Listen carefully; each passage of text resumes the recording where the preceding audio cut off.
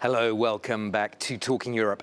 Take a deep breath. Every year, around 300,000 people in Europe die prematurely because of air pollution. That's according to the European Environment Agency. Those of us living in cities are particularly exposed to unsafe levels of fine particles and nitrogen dioxide. The EU is trying to bring air quality closer to World Health Organization guidelines. But the political deal that has been struck includes a clause that will allow member states to delay action by up to 10 years if certain specific conditions are met. So to get into this deal on air quality in the European Parliament, I'm joined by Ivan Štefanec, a Slovak member of the Conservative European People's Party, who's worked a lot on industrial issues and the automotive sector. Welcome to you. Thank you very much. Also pleased to welcome Javi Lopez, a Spanish socialist who's a member of the Environment Committee, and he is rapporteur on the proposal for a directive on ambient air quality and cleaner air. Welcome to you as well. Thanks for having me.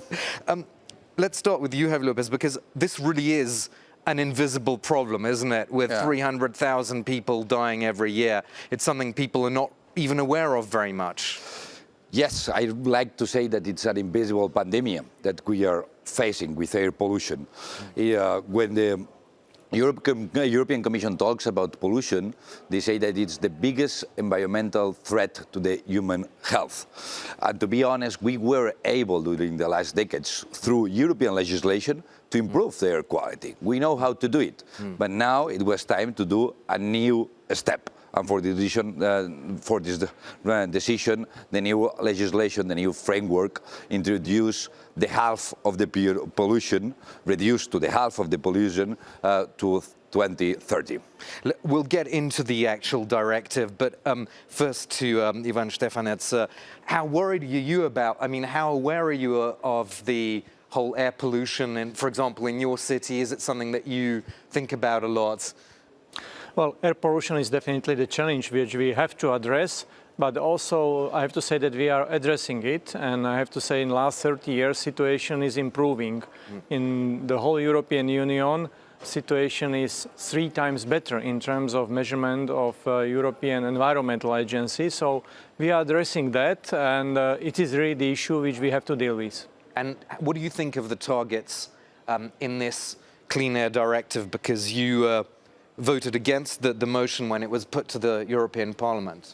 Yes, I voted against because the targets, in my view, they are not realistic. Basically, European Commission has prepared this important file with quite realistic improvement.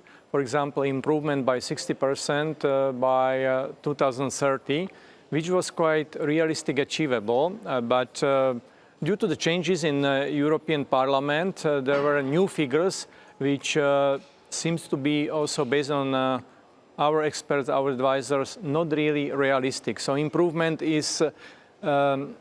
should be realistic. I think we have to talk about targets. This is really definitely the issue which we have to work on, but the targets should be achievable. What about that question of targets then, and the change between what the Commission proposed and what was finally voted? Well, the final agreement is exactly the same targets that the Commission proposed, because we were voting the final agreement, and it was exactly the same targets. With the mandate of the Parliament, we tried to push to have better targets, but this was the agreement. And the agreement, it was also with with the support of the majority of the national governments. Only a couple of national governments were against this agreement. I think, to be honest, we found a science approach.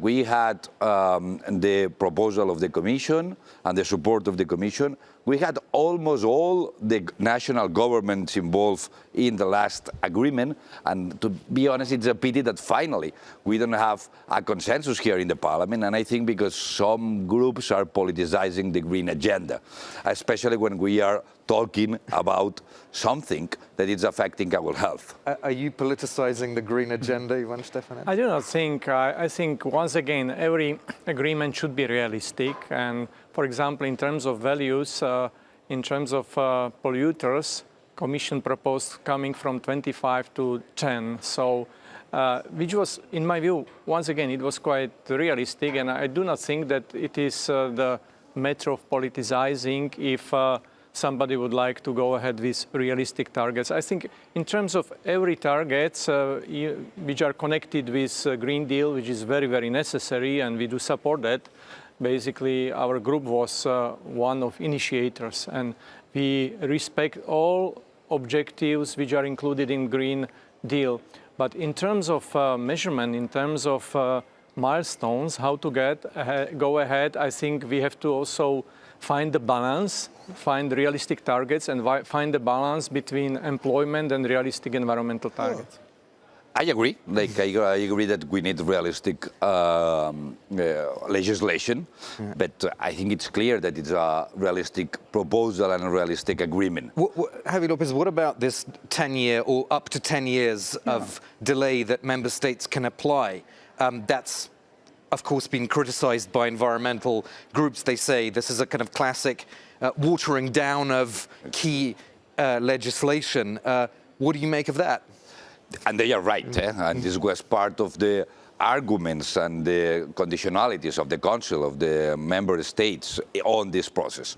But what we made is an agreement that introduced the standards proposed by the European Commission, like really technical standards, with an impact assessment, how to deal with that. Secondly, also we introduced these flexibilities. But the Parliament ensured on this process, in this legislation, that these flexibilities cannot be, okay, I will put the standards in the law and in the law in a box 10 years. No, it's like a process. And then, so they have to change their domestic heating systems, for example, during the process. They have to prove that if they use the flexibility, they are doing the right policies in the right direction. Why? Because we don't want a legislation that is introducing the new standards and then penalties to everybody. What we want is accompany the process, the journey, to have better air. But look this, 25 out of 27 member states, they were in favor. And then we had in the European Parliament really tight majority. And this is because the approach in the European Parliament has been during the last 2 years different on that.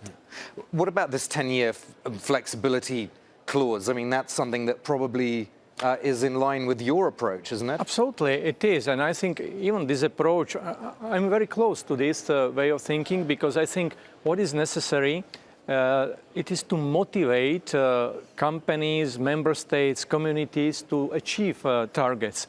I have quite a problem with just putting bans and penalties. I would like to see motivation, and rather than penalties, we have to motivate all stakeholders in order to be on the same level and to be together in order to basically achieve common objectives. I think that's the way how we have to go ahead. But you have voted in favor of reductions on car emissions, for example, right? Yes, so, yeah. Is that the way to achieve better air quality without this extra air quality directive? Also, it contributes. It will contribute. Euro 7 norm is quite important in order to improve emission standards in traffic, because we cannot talk only about air pollution. We have to talk about traffic. We have to talk about industry, agriculture. Every aspect of economy is important. And in terms of Euro 7, it's very important that we talk not only about emission from cars, but also emission from tires, brakes, and also we have introduced totally new standards in terms of batteries for electric cars. There must be durability and sustainability of batteries. For example, for e-cars, every battery should have at least 72% performance after 160 km, which is quite a challenge, but I think it's important that we improve environmental standards, and Euro 7 was at the end a very good norm, which can contribute also to the improvement in terms of total air pollution. Do you think Euro 7, so these rules on car emissions, do they work together with this air quality directive that's just been approved?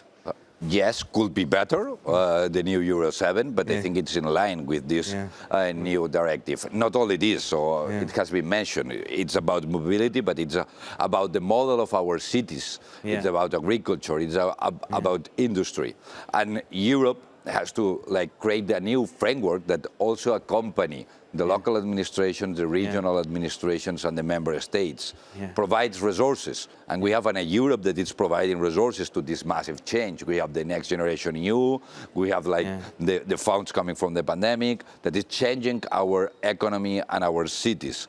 And this is something that is happening. And the new directive is completely online and in line with this idea, no? And these goals. One of the things that you've worked on is the health inequality aspects of air pollution. Do you think this directive is going to change that? It will help, sure, because something that we have in this is not only in this new directive, it's not only better standards, we have better enforcement of the directive and the law, and also the improvement of the network of monitoring of the measurements of air pollution. And this has a real impact on inequalities because we are not breathing the same air. This is the point. We have territorial differences, and also we know that the low-income neighborhoods, they are breathing worse air, and this is impacting in their health. With better monitoring, we ensure that we have equal air for all, and especially when we are talking about to have cleaner air. So monitoring a key aspect of this directive. Thank you so much to both of you. We've run out of time, but thank you very much for all your contributions, Ivan Stefanets and Javi Lopez. And that's all for this episode of Talking Europe. Thanks for watching.